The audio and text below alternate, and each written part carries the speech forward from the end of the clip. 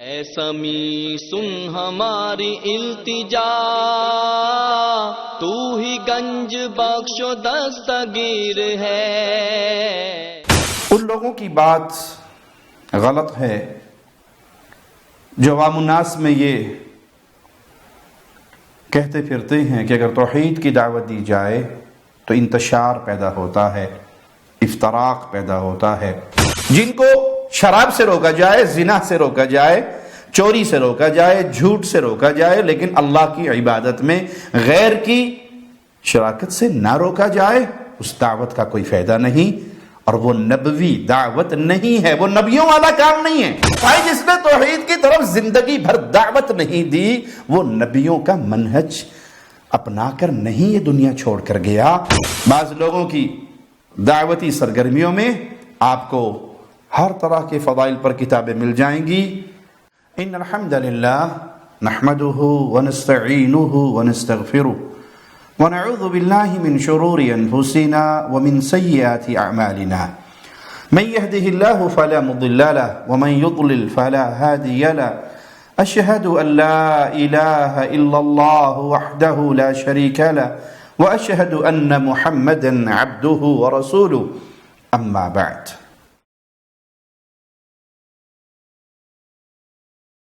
دعوت توحید وہ مبارک دعوت ہے جس کو دینے کے لیے اللہ کے انبیاء اس دنیا پہ تشریف لائے، اور ہر نبی نے اپنی دعوت کا آغاز عقیدہ توحید سے کیا۔ انسان اگر کفار کو دعوت دے تب بھی ابتدا عقیدہ توحید سے ہوگی، یا اہل اسلام کو دعوت دے تب بھی ابتدا عقیدہ توحید سے ہوگی۔ یہی سبق ہمیں رسول اللہ صلی اللہ علیہ وسلم کی احادیث سے ملتا ہے۔ ان لوگوں کی بات غلط ہے جو عوام الناس میں یہ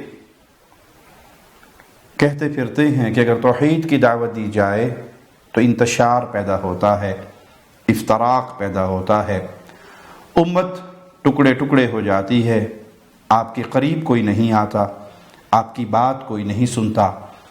لہذا جب بھی دعوت دو تو فضائل کی دعوت دو، خوشخبریاں سناؤ، توحید کی بات نہ کرو تاکہ سب لوگ تمہاری بات سنیں۔ تو پیارے بھائی، شریعت محمدیہ نے ہمیں مجمع لگانے کا حکم نہیں دیا کہ آپ کے سامنے پبلک بہت زیادہ ہو، آپ ہر دل عزیز ہوں، ہر کوئی آپ کی بات کو کان لگا کر سنے، اور آپ کسی کو کچھ نہ کہیں، کسی کا دل نہ دکھائے۔ توحید کے پیغام سے اگر کسی کا دل دکھتا ہے تو دکھتا رہے۔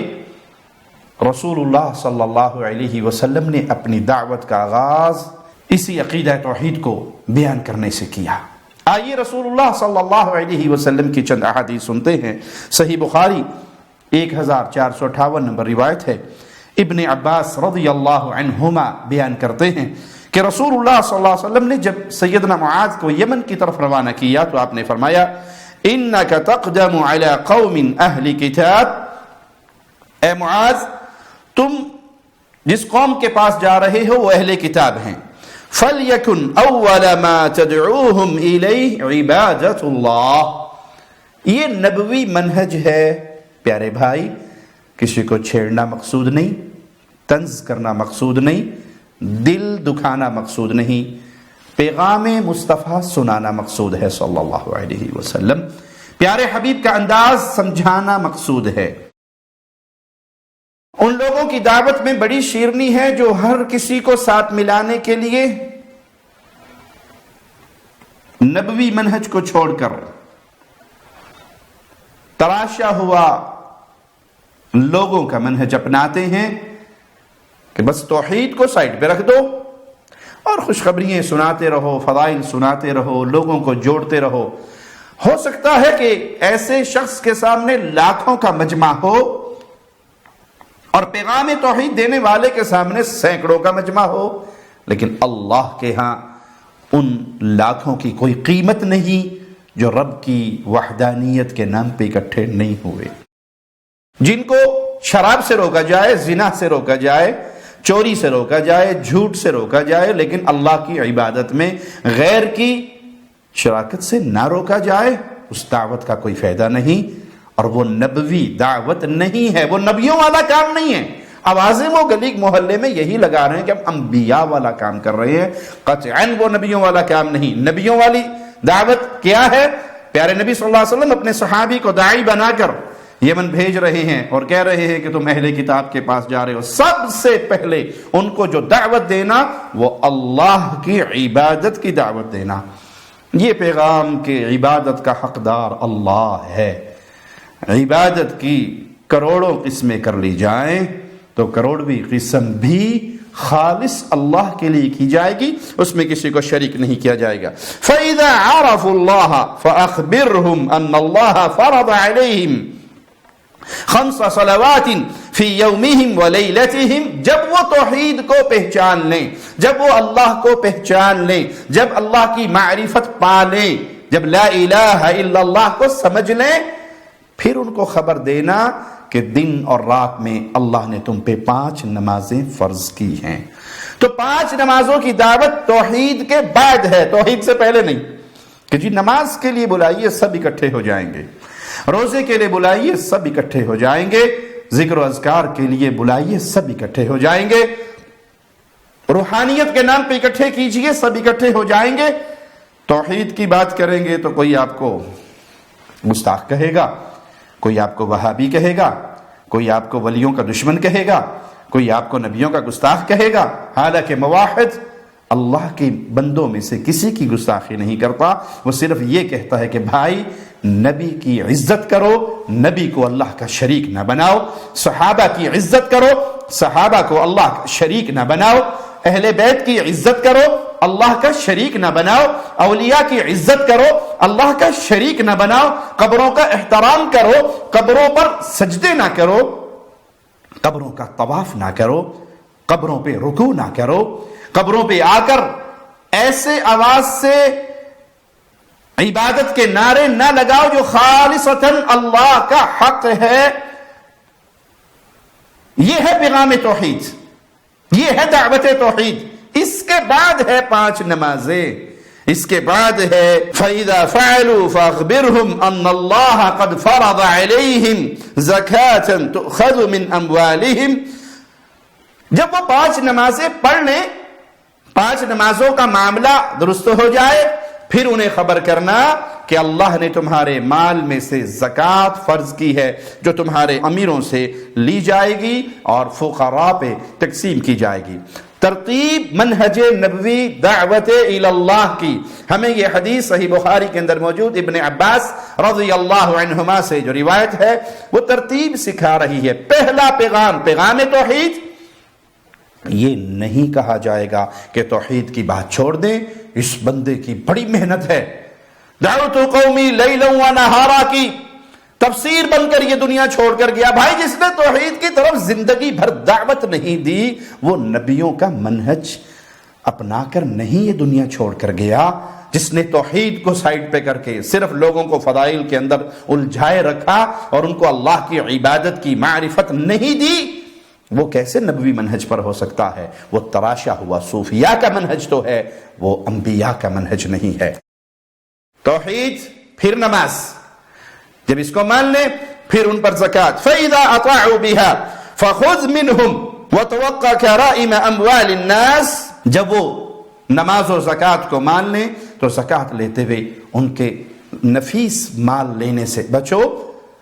یہ منہج ہے رسول اللہ صلی اللہ علیہ وسلم کا، جو پیارے نبی علیہ السلام نے داعی اسلام سیدنا معاذ کو یمن جاتے ہوئے سکھایا، اور قیامت تک کے ہر داعی کے لیے یہی منہج ہے، یہی راستہ ہے۔ توحید سب سے پہلے ہے۔ اے اہل اسلام، اے اہل ایمان، اے لا الہ الا اللہ کا اقرار کرنے والی امت، بعض لوگوں کی دعوتی سرگرمیوں میں آپ کو ہر طرح کے فضائل پر کتابیں مل جائیں گی، فضائل ذکر ہے، فضائل درود ہے، فضائل صدقات ہے، فضائل اعمال ہے، نہیں ہے تو فضائل توحید نہیں ہے، توحید کی شرح نہیں ہے، توحید کی وضاحت نہیں ہے، کیونکہ وہ سمجھتے ہیں کہ توحید کے نام پہ ہم اس طرح جمگھٹا اکٹھا نہیں کر سکتے۔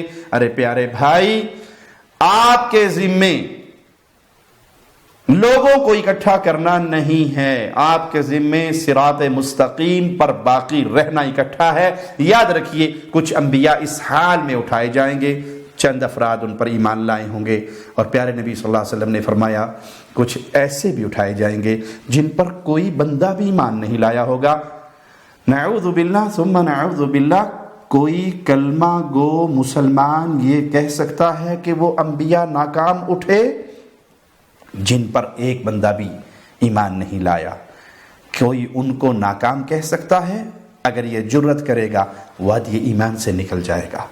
نبی تو کامیاب ہوئے، بندہ تو کوئی بھی ساتھ نہیں چلا، آج کی زبان میں ووٹ تو ایک بھی نہیں ملا، پھر کامیابی کیا ہے؟ تو مان لیجئے کامیابی جمع غفیر اکٹھا کرنے کا نام نہیں، کامیابی محمد الرسول اللہ صلی اللہ علیہ وسلم کے طریقے پہ چلنے میں ہے۔ پیارے نبی صلی اللہ علیہ وسلم کا فرمان جو مسند احمد میں بھی ہے اور ترمذی میں بھی 2863 نمبر ہے، پیارے نبی صلی اللہ علیہ وسلم نے فرمایا ان اللہ عز وجل امر یحیی بن زکریا علیہ السلام بخمس کلمات ان یعمل بہن، اللہ نے یحییٰ بن زکریا کو حکم دیا 5 کلمات پر عمل کریں، وَأَن يَأْمُرَ بَنِي إِسْرَائِيلَ أَن يَعْمَلُوا بِهِنْ، خود بھی ان 5 باتوں پہ عمل کریں اور بنی اسرائیل کو بھی ان 5 باتوں پہ عمل کرنے کا حکم دے۔ قریب تھا کہ وہ سستی میں مبتلا ہو جاتے۔ فقال له عیسیٰ انک قد امرت بخمس کلمات ان تعمل بہن، تو عیسیٰ علیہ السلام نے ان سے کہا آپ کو 5 کلمات پہ عمل کرنے کا حکم دیا گیا، وَإِمَّا أَنْ أُبَلِّغَهُنْ، تو آپ ان 5 باتوں کی تبلیغ کریں یا پھر میں وہ 5 باتیں لوگوں تک پہنچاتا ہوں۔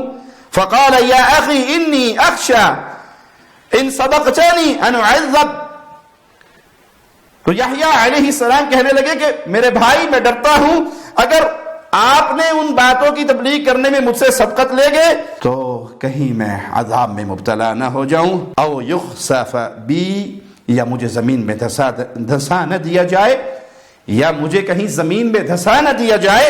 قال فجمع یحییٰ بنی اسرائیل فی البیت المقدس، تو یحییٰ علیہ السلام نے بنی اسرائیل کو بیت المقدس میں اکٹھا کیا یہاں تک کہ مسجد بھر گئی۔ فقعد علی الشرف فحمد اللہ واثنى علیہ، آپ ایک بلند جگہ پہ تشریف لے گئے، اللہ کی حمد و ثنا بیان کی اور پھر کہا ان اللہ عز وجل امرنی بخمس کلمات ان اعمل بہن، اور پھر لوگوں سے کہا کہ اللہ نے مجھے 5 باتوں پر عمل کرنے کا حکم دیا ہے، وآمرکم ان تعملوا بہن، اور تمہیں بھی حکم دیا ہے کہ تم بھی ان 5 باتوں پر عمل کرو۔ اولہن، وہ 5 باتیں جن پر عمل کرنے کا اللہ نے مجھے حکم دیا ہے، ان تعبدوا اللہ ولا تشرکوا بہ شیئا، ان میں پہلی بات کیا ہے؟ دیکھیے انبیاء کا منہج، رسول اللہ صلی اللہ علیہ وسلم کا منہج دعوت میں ہمیں سابقہ حدیث نظر آیا، اور اس فرمان سے یحییٰ علیہ السلام، عیسیٰ علیہ السلام کس طرح ہمارے سامنے اس منہج توحید کو واضح کر رہے ہیں۔ وہ جو 5 باتیں اللہ نے حکم دی کہ اے یحییٰ آپ بھی اس پر عمل کرو، اپنی قوم کو بھی ان پر عمل کرواؤ، ان میں پہلی بات کیا ہے؟ ان تعبدوا اللہ ولا تشرکوا بہ شیئا، عبادت صرف ایک اللہ کی کرو اور اللہ کی عبادت میں کسی کو شریک نہ بناؤ۔ پیارے بھائی، جس نے تبلیغ کرتے ہوئے، دعوت کا کام سنبھالتے ہوئے یہ منہج بنا لیا ہے کہ میں نے ہر سٹیج پہ جانا ہے، ہر کسی کو راضی کرنا ہے، ہر کسی کو خوش کرنا ہے. لوگوں کو خوش کرنے کے چکر میں مبتلا ہو جاؤ گے، 4 پیسے تو آپ کی جیب میں آ جائیں گے، شہرت لوگوں کے ہاں تو پالو گے، لیکن اللہ کے ہاں سوائے غضب کے اور کچھ نہیں ملے گا. لوگوں کو راضی کر کے مولا کو ناراض کر لو، یا مولا کو راضی کر کے لوگوں کو ناراض کر لو. جب مولا راضی ہو جائے گا تو لوگ ناک رگڑ کے وہ بھی تم سے راضی ہوں گے، کیونکہ اللہ کے ولی سے کوئی دشمنی نہیں کرتا سوائے وہی جس کے دل میں کفر اور شرک کا بازار گرم ہو. سب سے پہلی چیز ان 5 چیزوں میں سے کیا ہے؟ عبادت صرف اللہ کی کرو اور اللہ کی عبادت میں کسی کو شریک نہ ٹھہراؤ.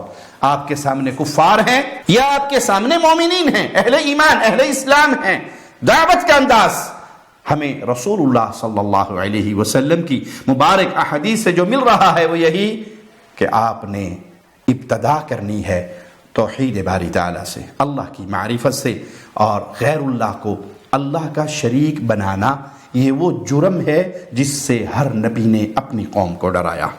ابن عباس رضی اللہ عنہما بیان کرتے ہیں کہ رسول اللہ صلی اللہ علیہ وسلم کی خدمت میں ایک وفد آیا. وہ لوگ کہنے لگے اللہ کے رسول صلی اللہ علیہ وسلم، ہم ربیعہ قبیلے سے تعلق رکھتے ہیں، ہمارے اور آپ کے درمیان کچھ کفار حائل ہیں، ہم حرمت والے مہینے کے سوا باحفاظت آپ تک نہیں پہنچ سکتے.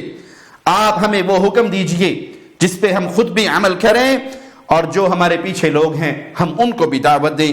تو رسول اللہ صلی اللہ علیہ وسلم نے فرمایا آمرکم باربع وانہاکم عن 4، میں 4 باتوں کا تمہیں حکم دیتا ہوں اور 4 باتوں سے تمہیں منع کرتا ہوں. الایمان باللہ، جس چیز کا حکم دیا پیارے نبی صلی اللہ علیہ وسلم نے، الایمان باللہ، کہ تم ایمان لاؤ اللہ پر.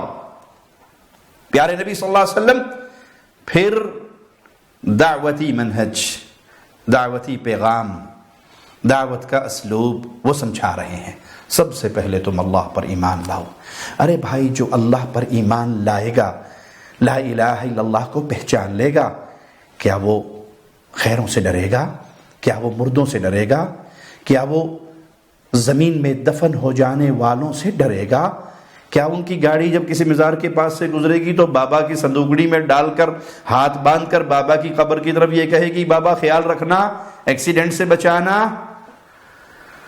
جو ایمان لائے گا اس کے دل میں ڈر ہوگا تو صرف ایک اللہ کا. بکریوں کا چرواہا ہے، اللہ کا ولی اس کا امتحان لیتے ہوئے کہتا ہے ایک بکری ہمیں بیچ دے. کہا میری نہیں ہے، مالک کی بکریاں چرا رہا ہوں.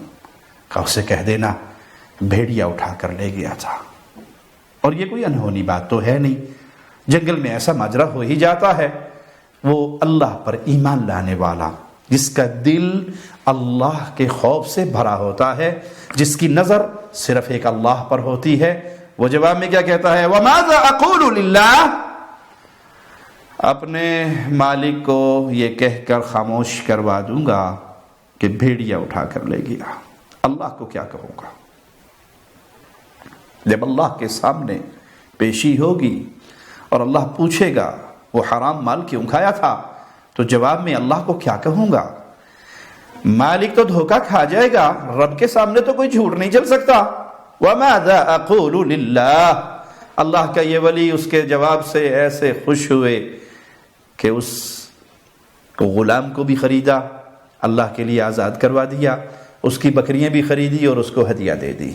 تو جو اللہ پر ایمان لاتا ہے وہ غیر اللہ سے نہیں ڈرتا، وہ مردوں سے نہیں ڈرتا، وہ خانقاہوں سے نہیں ڈرتا، وہ مزارات سے نہیں ڈرتا، وہ ان سے نہیں ڈرتا جو استنجا کرنے میں زندوں کے محتاج ہوں.